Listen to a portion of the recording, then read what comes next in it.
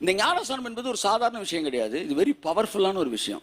அதை நீங்கள் புரிஞ்சுக்கணும். நீங்கள் இப்போ நீங்கள் ஆதாமுடைய சந்ததியில் இருக்கீங்க. ஆதியா 3ஆம் அதிகாரத்தில் கர்த்தர் ஒரு சாபம் கொடுத்தார் ஆதாமுக்கு. இனிமேல் நீ நெத்தி வெறும் நிலத்தில் சிந்தாண்ட பாடுபடுவ, இனி வந்து வருத்தப்பட்டு பிள்ளை பெருப்ப. இதெல்லாம் ஆதாமுக்கு எவ்வளோ கிடைச்ச சாபம். அவன் பிள்ளைக்கு பிறந்தனால உங்கள் எல்லாருக்கும் அது என்ன செய்யுது வருது. ஒரு எய்ட்ஸ் நோயாளிக்கு பிறந்த பிள்ளை என்னவா இருக்கும்? அந்த பிள்ளை தப்பு செய்யணுமா? தேவையில்லை. அவங்க அப்பா செஞ்ச தப்பே போதுமானது. தப்புனா என்ன? அறியாமை. அந்த அறியாமையில் கூட தவறு நடந்திருக்கலாம், அந்த வியாதி வந்திருக்கலாம். அந்த வியாதி பிள்ளைக்குள்ளே தானாக வந்து அப்படிதான் அவனுக்குள்ளே நடந்தது எல்லாம் நம்ம சந்ததியாக வந்துக்கிட்டே இருந்துச்சு. அப்போ இயேசு வந்த உடனே உங்களை அந்த சந்ததியிலேருந்து என்ன செய்ய விரும்புகிறாரு? கட் பண்ணி வேற ஒரு சந்ததியில் இணைக்க விரும்புகிறாரு. அப்போ முதலாவது ஆதாமுடைய சந்ததியிலிருந்து நீங்கள் கட் பண்ணப்பட வேண்டும் என்று விரும்புகிறார். ஒரு சந்ததியிலிருந்து கட் பண்ணப்படணும்னா முதலாவது என்ன செய்வார்கள்? இப்போ உங்களுக்கும் உங்கள் பிள்ளைக்கும் உங்கள் அப்பாவுக்கும் பிரச்சனை ஆயிடுச்சுன்னு வச்சுக்குவோம்.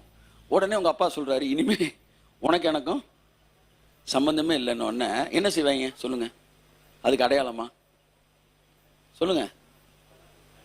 டக்குன்னு தண்ணி எடுத்து ஒரு வாளி தண்ணி எடுத்து கரெக்டாக அவர் சொல்கிறாரு, ஒரு வாளி தண்ணி எடுத்து தலையில் ஊற்றி இனி உனக்கு எனக்கும் ஒட்டும் உறவும் கிடையாதுன்னு சொல்லி உறவை அறுப்பதற்கு தான் தலை முழுகிறான். அவனை நான் தலை முழுகிட்டேன்றான்.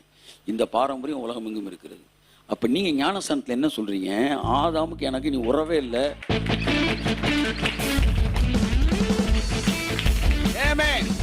இனி ஆதியாகமம் 3ஆம் அதிகாரத்துக்கும் எனக்கும் தொடர்பே இல்லை. இனி நான் நெற்றி வேர்வை நிலத்தில் சிந்தி பாடுபட வேண்டிய அவசியம் இல்லை. இனி நான் வலியோடு குழந்தை பிறக்க வேண்டிய அவசியம் இல்லை. கையை தட்டி ஆமென்.